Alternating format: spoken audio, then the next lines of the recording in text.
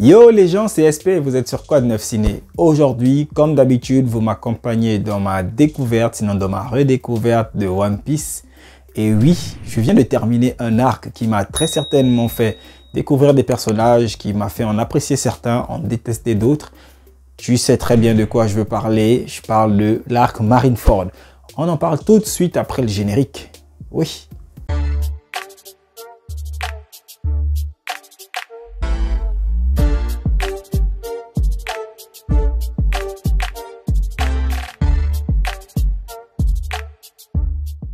Alors l'arc Marineford qui est très certainement l'un des arcs les plus attendus, sinon l'un des arcs les plus développés. J'ai envie de dire ça comme ça parce qu'on a l'occasion de revoir certains personnages qu'on avait vus au début de One Piece, certains personnages qu'on n'avait jamais vus dans One Piece.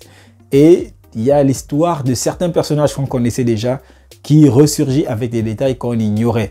D'accord? Mais avant de parler de tout ça, c'est vrai que l'arc, il était exaltant parce que oui, il y a eu des hauts, il y a eu des bas. À un moment donné, ça a beaucoup parlé. À un moment donné, ça s'est beaucoup fighté. À un moment donné, ça a pleuré. Puis, c'est reparti se fighter. Et j'en passe, et j'en passe, et j'en passe. Mais écoute, avant de parler de tout ça, j'ai envie de poser la question. De quoi parle l'arc Marineford? L'arc Marineford est le 21e arc de la série One Piece et la 5e histoire de la saga guerre de Barbe Blanche dite guerre au sommet dans la série One Piece, qui succède immédiatement à l'arc Impel Down. Ayant échoué à rejoindre Ace avant qu'il ne soit transféré, Luffy, accompagné des autres évadés d'Impel Down, décide à la place de poursuivre son frère jusqu'à Marineford, le quartier général de la marine dans le monde entier. Cependant, lorsqu'il entre seul dans cette bataille prodigieuse en faisant face à la formidable puissance de la marine, à la menace de l'arrivée imminente de Barbe Blanche, ainsi qu'aux foubes arrière-pensées des pirates qui voudraient renverser l'un des 4 empereurs. Il ne reste plus que 4 heures avant l'exécution de Porgas et Ace par la marine, Monkey D. Luffy, accompagné des évadés d'Impel Down, vogue vers Marineford pour le sauver. Au même moment, sur la plateforme où aura lieu l'exécution, Sengoku, le chef de la marine, fait une annonce. 43 navires pirates alliés de Barbe Blanche apparaissent à l'horizon. Alors pourquoi l'arc Marineford était intéressant? En vrai, c'est un arc qui m'a vraiment bouleversé, comme je l'ai dit au début. J'ai beaucoup apprécié tout le remue-ménage qu'il y a eu autour de cet arc. Parce que là-dedans, on a réussi à... Je dis on, enfin, je parle bien sûr d'Oda Sensei. Oda Sensei a réussi dans cet arc à combiner tous les éléments pour faire un excellent manga, pour faire un excellent arc. D'accord? Rien que cet arc-là, à lui seul, il a des allures d'une grande guerre. Si tu vois le manga auquel je fais allusion, il a des allures d'une grande guerre shinobi. Merde, j'ai lâché l'info. Mais bon, bref. En tout cas, l'arc Marineford a des allures de grande guerre parce qu'il réunit d'un côté les pirates, on va pas dire les pirates du chapeau de paille, mais c'est le clan que Luffy a formé en sortant de l'Impel Down, avec à son bord Baggy Clone, comme il s'appelle lui, l'homme requin, j'ai oublié son nom, Jinbei, voilà Jinbei, et puis tout un tas de mecs qui sont sortis donc de l'Impel Down, en comptant bien sûr Crocodile. Et de l'autre, il y a la marine avec les Shichibukai, je crois que ce sont les Shichibukai, je suis habitué à la VF, je sais pas pourquoi. Donc les Shichibukai, les amiraux et tout le gratin de la marine, mais en plus de ça, on a Sengoku, le papa au chapeau de mouette, comme ça que je l'appelle depuis un moment. Et on a bien sûr le vice-amiral Garp. Et en face, on a l'équipage de Barbe Blanche, j'ai nommé Edward Newgate. Un équipage qui est composé de molosses, mais tu n'as même pas idée. En vrai, quand j'ai regardé le truc, j'ai seulement lâché un petit waouh, waouh, waouh. En fait, toutes les 10 minutes des épisodes, tu vois, toutes les 10 minutes, et même en lisant le truc, je me suis dit, waouh, le truc est trop balèze. Comment Edward Newgate a réussi à s'entourer de mecs aussi balèzes et malheureusement, il n'a pas réussi à devenir le roi des pirates. Mais bon, bref, on va en revenir dessus et on va discuter de ça. Et enfin, le dernier clan, c'est celui de Marshall D. Teach, qui a fait un petit tour à Impel Down, histoire de se ressourcer en matière d'équipage. Le mec est revenu avec des grosses têtes, mais t'as pas idée, des molosses, des gars seulement. Tu as peur, parmi lesquels un ancien membre de la marine. Le mec qui foutait la pétoche à tout le monde à Impel Down. Après, bien sûr, directeur de la prison Magellan. Ce mec-là, il était tellement balèze que, à un moment donné, Magellan a dû l'enfermer. J'ai oublié son nom. Oui, je sais. Je passe mon temps à oublier les noms des personnages. Donc, pour commencer, on est tranquillement sur Marineford.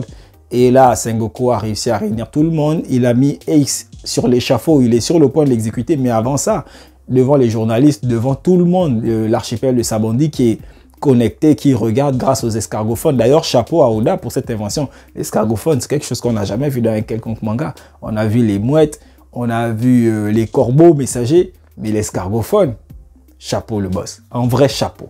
Donc, bref, l'amiral Sengoku qui... Amiral ou vice-amiral? C'est quoi déjà son grade? je sais plus. En tout cas, Sengoku, le chef de la marine, voilà. Donc, Sengoku qui a réussi à réunir tout le monde. Et puis là, il se met à faire des révélations plus ou moins choquantes. Il donne comme ça le nom de la maman de Ace, Porgas dit Rouge, qui était une femme très forte. D'ailleurs, chapeau à toutes les femmes, hein, parce que franchement, ce que la dame a fait pour son gosse, j'ai du mal à y croire. Parce qu'elle a gardé son gosse 20 mois dans le ventre, tu vois.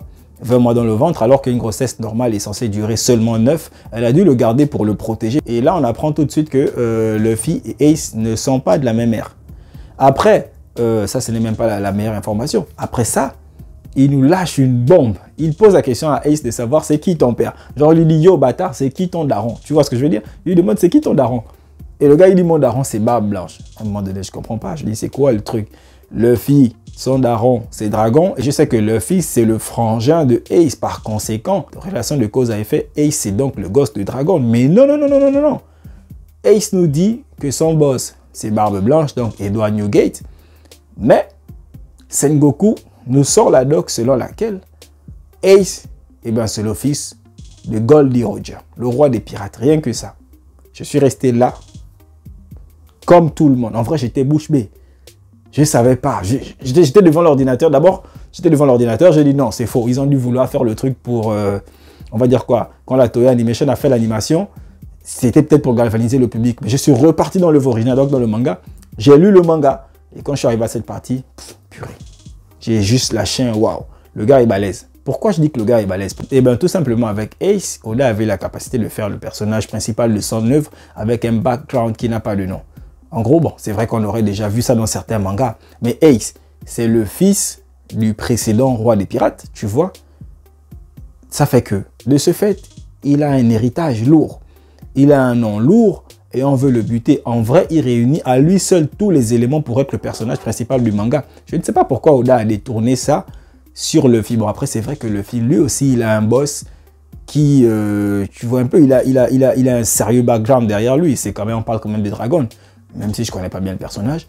Et Ace, malheureusement, il a nourri une haine envers son père. Une haine, pourquoi? Parce que je pense, ça c'est mon analyse à moi, je ne suis pas psychologue, il avait peur que les crimes de son père ne retombent sur lui. Ça fait qu'il en avait, je crois, il en avait honte. Parce que dans les flashbacks, on lui demande c'est qui son père, machin et tout. Quand il demande même, les gars, si Gold Roger avait eu un fils, machin et tout, et les autres se moquent de lui, les autres enfants se moquent de lui.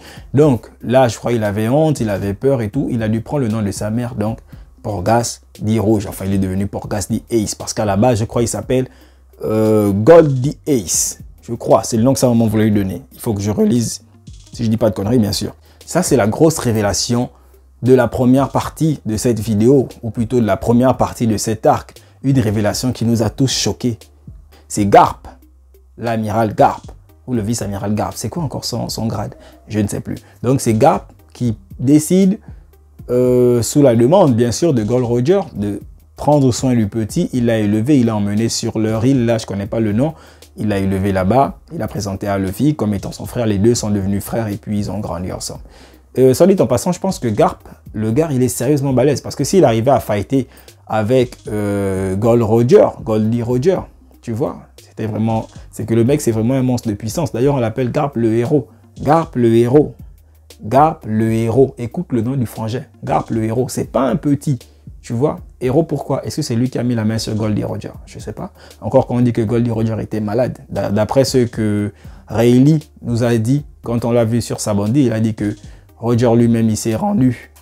Bon, après, je sais pas, il faut que j'aille un peu plus loin dans l'œuvre. Donc maintenant, on est sur le sauvetage de Ace. Parce que oui, Luffy part d'Amazon Lily pour Impel Down, Marineford pour venir sauver Ace. En même temps, comme je disais tantôt, il y a Barbe Blanche et son équipage qui se sont pointés à Marineford. Donc les gars, ils ont fait ce qu'on appelle une entrée théâtrale. Ils ne sont pas venus au-dessus de l'eau comme on l'aurait attendu. Parce que oui, tout le monde surveillait. Voilà, ce sont des bateaux, ils vont venir sur l'eau. Ils ne sont pas venus par les airs. Non, ils ne sont pas tombés d'une île céleste. Attention, tiens-toi bien. Ils sont venus par en dessous, à la façon de sous-marin. Donc, ils sont venus par en dessous et puis, bam, ils arrivent là à Marineford, c'est la pagaille. Et Barbe Blanche, Edward Newgate, c'est une bête de puissance. Il arrive, donc c'est un colosse, montagne de muscles, un peu comme le Raikage et tout.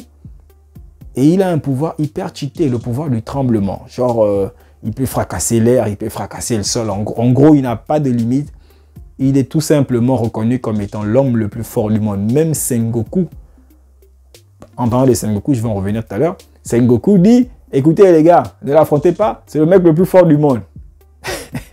Tu vois un peu, rien que ça. Rien que ça. Donc il arrive, il se met bien, c'est moi Barbe Blanche, celui qui est chaud, je lui casse la bouche, d'accord? Amenez-vous, je suis là pour délivrer Ace. Il y a également Luffy qui arrive sur scène avec Baggy et tout le tralala. Lui aussi, il est là pour délivrer son frangin. Et franchement, Luffy arrive à s'imposer. Tu vois, même Barbe Blanche reconnaît que bah ouais, le petit, il est prêt, il est décidé à délivrer son frangin. À un moment donné, ils se font un face-à-face. Et Luffy dit clairement que, écoute papi, tu es venu délivrer Ace, il n'y a pas de souci, c'est cool. Mais écoute, moi, je serai le roi des pirates. C'est donc Luffy réussit à libérer Ace. Et oui, tout le monde est content, tout le monde est en joie. Objectif principal maintenant, se barrer de là. Parce que oui, c'est chaud. Tu vois un peu? Parce que oui, c'est chaud. Il y a Sengoku qui s'est transformé en Bouddha géant, en Bouddha en or. Il y a les 3 amiraux qui sont là. Il y a tout le gratin de la marine qui est là. Donc il faut se barrer, tu vois. Et ils sont en train de se barrer là, ça court et tout, et tout, et tout, et tout, et tout, et tout. Mais pendant que ça se barre, il y a le chien en personne qui les empêche de bouger. Et je parle bien sûr de l'amiral Akainu. Akainu, il se dresse devant eux. Mais attention, Akainu, c'est un manipulateur. Tellement manipulateur qu'il a réussi à retourner les gars de Barbe Blanche. Tu vois? D'ailleurs, en parlant de Barbe Blanche, il faut préciser que Barbe Blanche et son équipage, ils ont une relation particulière. Particulière dans la mesure où ils considèrent chacun d'eux comme son fils et chacun d'eux le considère comme son père. À tel point que quand ils disent père en appelant Barbe Blanche, ce n'est pas seulement le mot père qu'ils disent, c'est carrément l'image paternelle même qu'ils ont. Donc Luffy réussit à sauver Ace. Ils sont en train de courir vers le bateau. Et puis Barbe Blanche arrive pour dire que il veut que tout le monde s'en aille. Donc le dernier ordre qu'il donne, c'est donc allez-vous-en, laissez-moi ici. Les gars, montez sur le bateau. Donc pendant que tout le monde est en train de foutre le camp, Barbe Blanche est là seul pour pouvoir fighter. Mais en même temps, je pense que si Barbe Blanche avait voulu, il aurait détruit Marineford. Oui, il s'est beaucoup retenu, étant donné qu'il était malade en plus. Il s'est fait perforer par un de ses matelots, je ne sais pas comment il faut l'appeler, en tout cas par un de ses pirates. Le mec avec tatouage d'araignée sur la tête, là, je sais pas, il s'est cru dans la brigade fantôme. Akainu, c'est un malade mental. Le mec, il maîtrise la lave, frère. Et Ace, il n'a pas du tout apprécié. Le mec, il s'est dit, écoute frère, déjà tu n'insultes pas mon larron, mais en plus tu n'insultes pas mes frangins, tu comprends? Viens, on va se fighter un peu genre en mode 1v1. Écoute, donc Ace va le voir, ça commence à se bastonner là et tout. Ace qui utilise ses techniques de feu, Katon, boule de feu suprême et tout, et tout, et tout, et tout. Bam! Akainu, le one shot, tu vois? Et quand Akainu le one shot, Ace se rendant compte là de la difficulté à laquelle il est confronté. Ça fait que Luffy essaye de venir l'aider, mais il se dit, je vais commencer par éliminer le fils de Dragon, d'accord? Pour finir déjà avec lui, je vais commencer par éliminer le fils de Dragon. Et là, il charge son pétard, tu vois, il charge son pétard. Il s'apprête à le donner à Luffy. Et Ace intervient. L'inévitable se produit. Ace se fait empaler par Akainu, oui. Ace se fait buter, malheureusement. Donc, il se fait buter. Tout le monde est surpris, tout le monde est en larmes. On a même Garp qui se dit à un moment, écoutez, je crois qu'il parle à Sengoku, je sais pas à qui, retenez-moi, sinon je vais buter Akainu, tu vois. Garp est même sur le point d'abandonner son grade, d'abandonner son équipage, donc de sa marine et tout le tralala pour aller fighter avec Akainu. Parce que oui, les sentiments prennent le dessus sur le mental. À un moment donné, ben, écoute, il faut se lâcher, il faut frapper fort. Luffy donc, qui est incapable de faire quoi que ce soit, il est en train de chialer. À un moment donné, il fait un burn-out. C'est, comment il s'appelle lui, l'homme poisson, j'oublie toujours son nom, il faut que ça me revienne, Jinbei. C'est Jinbei qui intervient pour sauver le petit. Et franchement, rien que pour cette scène, j'ai pas envie de dire que Oda n'est pas doué pour faire les scènes de tristesse. Moi, j'ai pas envie de dire ça. Mais je trouve quand même qu'il manquait quelque chose. Je ne sais pas si c'est la musique ou je ne sais pas trop quoi. Parce que même quand j'ai regardé dans le livre original, ça ne m'a pas touché, si tu veux. Ça n'a pas pris aux tripes. Là, je sens que je vais me faire descendre par les fans de One Piece, mais vraiment. Mais je dis ce que je pense. Ça ne m'a pas touché, malheureusement. Autant j'ai aimé comment ça s'est fait. Genre la mort de Ace qui était super bien emmenée et tout le tralala. D'ailleurs, je le voyais venir. Mais même quand Luffy a sauvé Ace, je me suis dit, bon écoute, là ils vont quand même réussir, mais Barbe Blanche va mourir. En fait, je me suis dit que Barbe Blanche allait mourir et que Ace allait fuir. Tu vois? Mais non, Ace il se fait d'aide comme ça d'entrée de jeu. En plus, c'est un personnage qui fait trop. Il a la classe. Il avait la classe. Tu vois? Il avait la classe. Il avait son sombrero, sa culotte, torse nu et tout. Tu vois un peu? Mais bon, il se fait d'aide. Et malheureusement, Oda n'a pas réussi, je trouve, que Oda n'a pas réussi à nous retransmettre ce petit frisson. Tu vois un peu, quand Jiraiya est mort, quand Naruto apprend la mort, pour faire un petit parallèle avec mon manga préféré, oui, Naruto c'est mon manga préféré, fâchez-vous comme vous voulez. Donc, quand Naruto apprend la mort de Jiraiya, d'accord, l'émotion est tout de suite transmise au lecteur. Elle est transmise à la personne qui regarde, même l'animé. Et franchement, à un moment donné, moi, j'ai chialé quand Naruto est sur le banc là, le banc public, il est sous le lampadaire, il est en train de chialer avec sa glace qui dégouline, il y a Hiruka qui arrive. Tu vois, le truc, la scène est tellement bien faite pour qu'elle puisse te prendre aux tripes. Mais franchement, j'ai regardé la mort de Ace 2 fois. J'ai lu le truc, je crois 2 ou voire 3 fois aussi. Mais rien. C'est comme si je regardais la mort de Jack dans Titanic. Tu vois un peu, c'était un peu bizarre. Tout ce qui manquait à cette scène, c'était Edo Tensei. Tu vois un peu, c'est vraiment tout ce qui manquait à cette scène. Mais, donc tu comprends que c'était pas super intéressant pour moi. Mais vraiment, je pense que la mort de Ace aura un gros impact sur le personnage principal, donc sur Luffy, sur son évolution, sur son envie de devenir pirate, je sais pas quoi. Parce que Akainu, il a dead, mais vraiment comme un chien. Il a buté, tu vois un peu, il lui a transpercé le torse avec son poing. Tu vois un peu, et franchement, ça fait mal. Ça fait mal de voir son frangin, quelqu'un avec qui on a grandi, se faire buter de la sorte. Se faire buter tout court.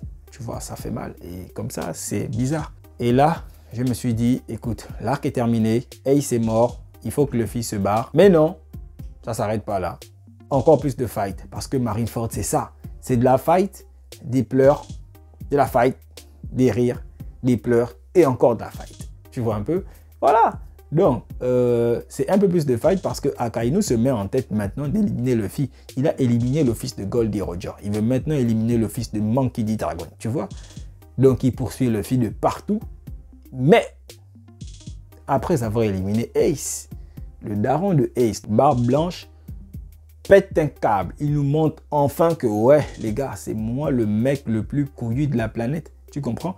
Il arrive sur le game, il intercepte Akainu. Il lui file une casse façon Dragon Ball Z. Tu vois, il lui enfonce la tête dans le sol comme ça, tu vois, avec un coup de poing.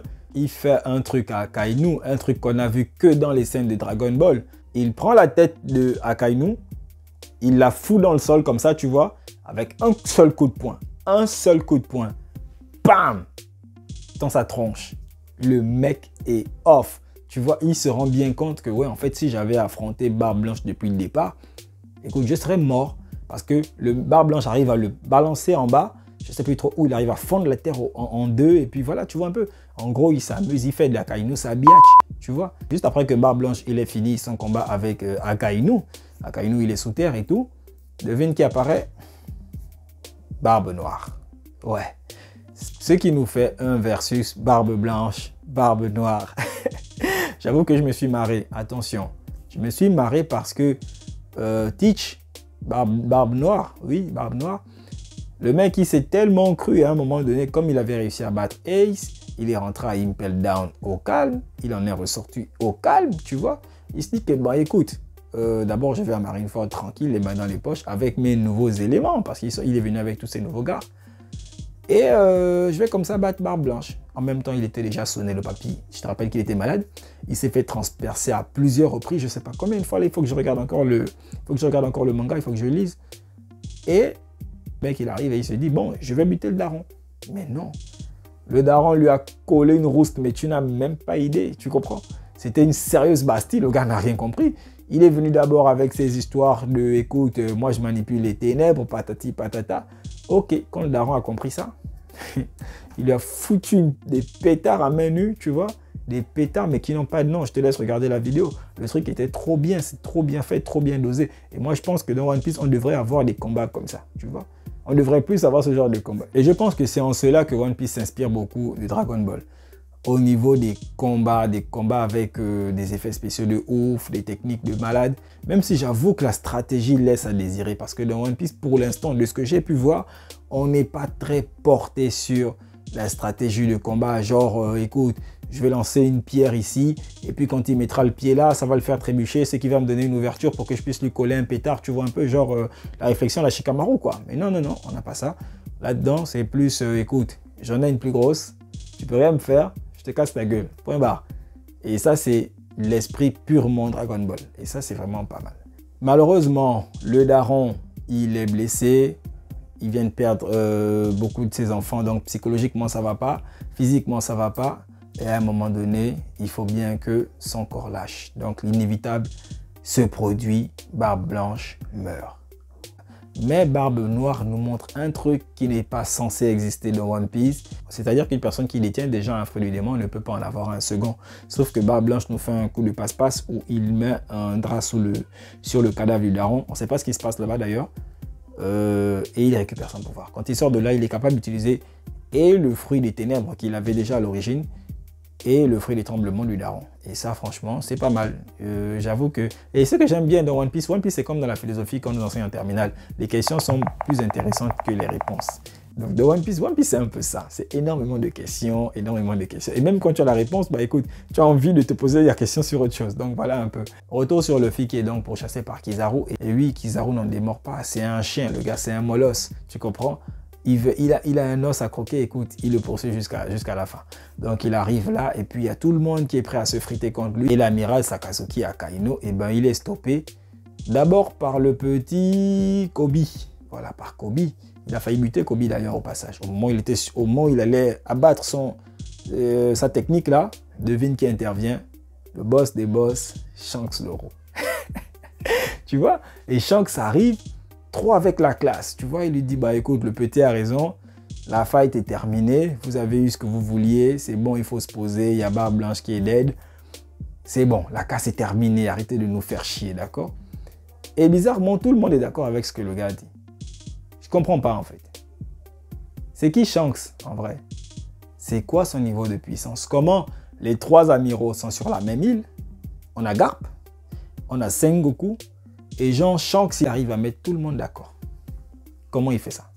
Si vous avez les réponses, donnez-moi ça dans les commentaires. Mais ça m'étonnerait parce que je sais que jusque-là, on ne nous a jamais montré le véritable potentiel de Shanks, sauf quand il utilise son Haki des rois. Oui, je sais ce que c'est, je suis passé par Amazon Lily, je te rappelle. Le Haki des rois, et puis je sais pas trop encore là. Donc tu vois, il y a un peu de ça. En gros, c'est plus ou moins ça, l'arc Marineford, c'est beaucoup de fights. S'il faut résumer Marineford en quelques mots, je dirais tout simplement que c'est un arc qui porte sur la transmission du flambeau d'une génération à une autre. Parce que oui, on a une génération qui vient s'éteindre, donc celle de Barbe Blanche, une autre qui saute, donc celle de Shanks pour une autre, d'accord, donc celle de Luffy. Et oui, je pense que c'est réellement bien fait, c'est très bien tracé, l'arc Marineford. Je sais pas, je crois que c'est après Marineford qu'il y a eu l'ellipse. Ça me donne envie de faire une petite vidéo, un petit versus, mais bon, je verrai, je vais visiter ça dans mon coin et je verrai bien ce que je pourrais faire. Mais franchement, Marineford, je valide à 100%. Et voilà quoi. La vidéo est donc terminée. Je te laisse me dire en commentaire ce que toi tu as pensé de cet arc, de ce que tu as pensé de la mort de Shanks, de la mort de Barbe Blanche. Parce que moi, ça m'a touché. Mais attention, c'est la mort qui m'a touché. Pas comment c'était fait, pas la réaction de Luffy. Parce que je l'ai dit pendant la vidéo, la réaction était vraiment platonique. J'aurais pu regarder ça et manger tranquillement du popcorn, tu vois un peu. Donc voilà. Donc je te dis à plus pour une autre vidéo et voilà quoi. Tchuss.